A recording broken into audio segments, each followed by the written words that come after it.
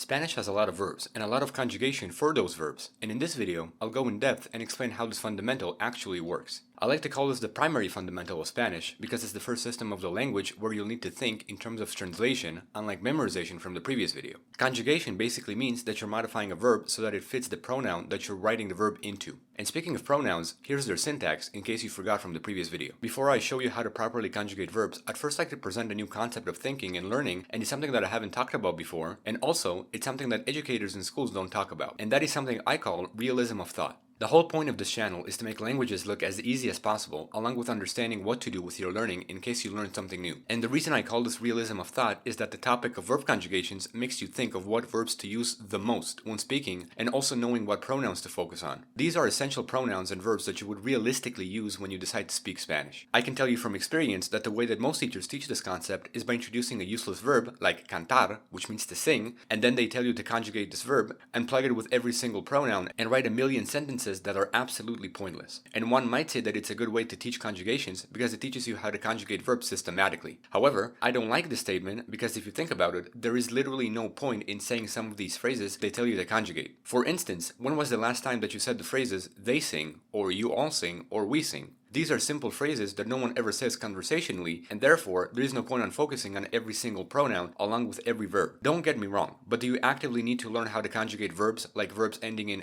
AR, ER, or IR? Absolutely. Do you need to learn how to conjugate every single verb combined with every single pronoun? No. And this is the concept that teachers use to teach these things in schools, whereas with my demonstration, you just need to know the fundamentals and you'll be perfectly fine. In fact, I can tell you from experience that these are the verbs that you would need the most whenever you speak Spanish. And as a matter of fact, I will focus on some of them in this video. And I am aware that there are some irregular and stem-changing verbs in this list, like poder and tener, but I will focus primarily on the easy verbs like hablar, comer, and vivir. And that's not to mention that the topic of irregular and stem-changing verbs is for a future video. I'd also like to focus not just on important verbs that you have to know and how to conjugate, but also on which pronouns to concentrate on the most, because some pronouns are used way more often than others, like yo, tú, and él are used way more often than nosotros, vosotros, and ellos. I'd first like to present what the idea of verb conjugation looks like in English to give you a base that you can relate to. The reason why English is a very easy language is because it has a very minimal syntax and it doesn't really have a lot of variety in terms of conjugation. If I want to use the verb to eat, it will look like this in English. And keep in mind that this is just the present form, and also that the way you figure out verbs in English is by the preposition to eat, to walk, to tell, to do, whatever. But in Spanish, in order to determine if a word is a verb, it has to end in AR, ER, or IR. But let's focus on English for a second. In English, you say I eat, you eat, he eats. You can also say she or it eats, but we're focusing on pronouns that you would use realistically. We eat, you all eat. There is no you all in English, but I will still include it because Spanish has it. And then they eat. Looking at the syntax, there's really not much in terms of conjugation because eat stays eat for 80% of the pronouns, and you only add an S in the he pronoun because that's the syntax of the language. In Spanish, there are verbs ending in AR, ER, and IR, like hablar, comer, and vivir. Here are the meanings, and let's start with verbs ending in AR. The way that conjugation works in Spanish is by dropping off the ending of the verb, like hablar, and then you add the corresponding conjugation that fits the pronoun. Unlike the two conjugations that you have in English, Spanish has 6 of them. To conjugate simple verbs ending in AR, you first drop the ending of the verb and then apply the ending that corresponds with the pronoun. For yo, you put o. For tú, you put as. For él, or ella usted, you put a. For nosotros, or nosotras, but again we're focusing on the pronouns you'll use the most when speaking. So for nosotros, you put amos. For vosotros, you put ais, with an emphasis on the a, ais. And for ellos, you put an. Let's use the verb hablar, which is a verb you'll use a lot when you speak. How would you conjugate the verb hablar in the yo form? You take hablar, drop the ending, and you add o.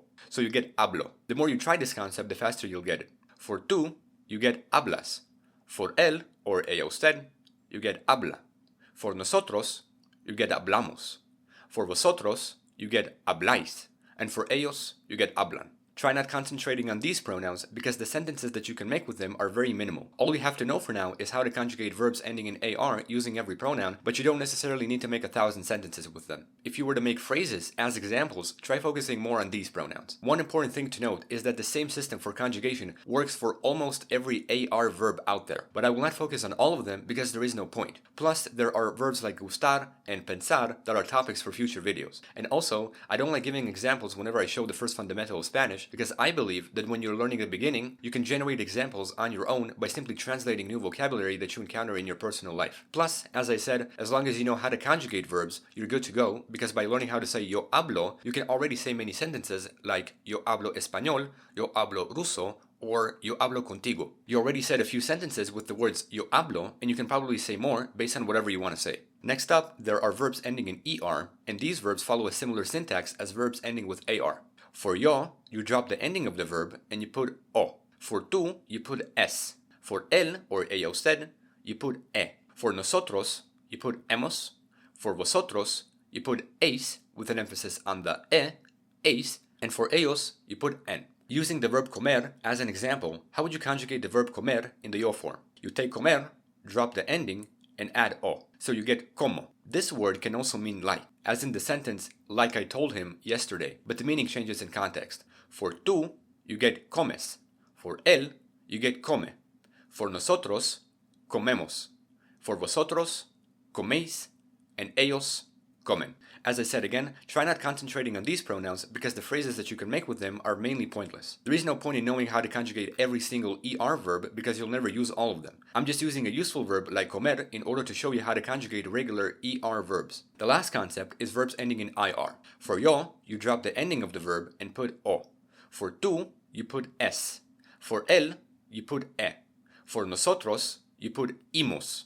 For vosotros, you put is, with an emphasis on the I, is, and for ellos, you put en. You might also notice that the pronouns yo, tú, él, and ellos all use the same syntax as verbs ending in er, which makes the language more convenient. Using the verb vivir as an example, for the yo pronoun, you take vivir, drop the ending, and add o, so you get vivo.